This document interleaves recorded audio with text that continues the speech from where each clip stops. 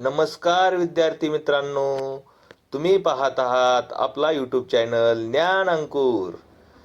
आज आपण इयत्ता तिसरीतील कविता हिरवा वसा या कवितेचे प्रश्नोत्तरे पाहणार आहोत.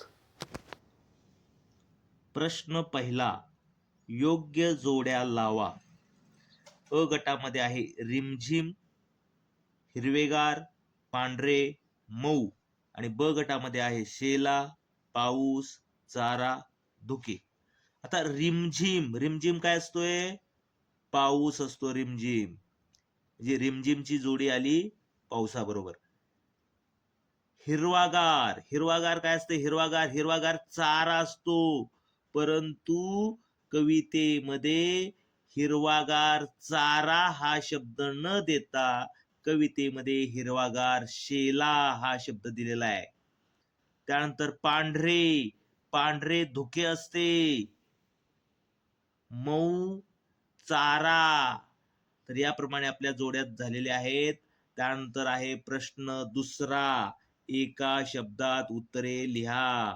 कवितेत वर्णन केलेला ऋतू कोणता असतो? पावसाळा. सरसर वाहणारे, सरसर वाहणारे झरे असतात. सरसर वाहणारे झरे.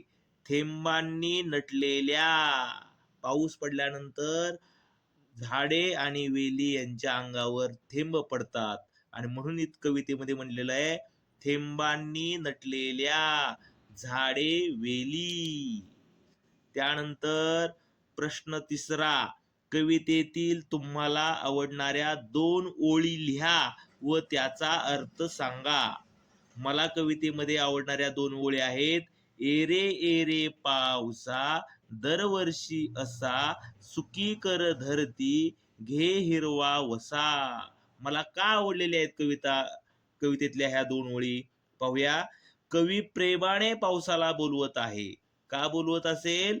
कारण पावसामुळे धरतीवर हिरवळ पसरते, शेती भरते आणि सर्व सजीवांना जीवन मिळते, सर्व सजीव सुखी होतात.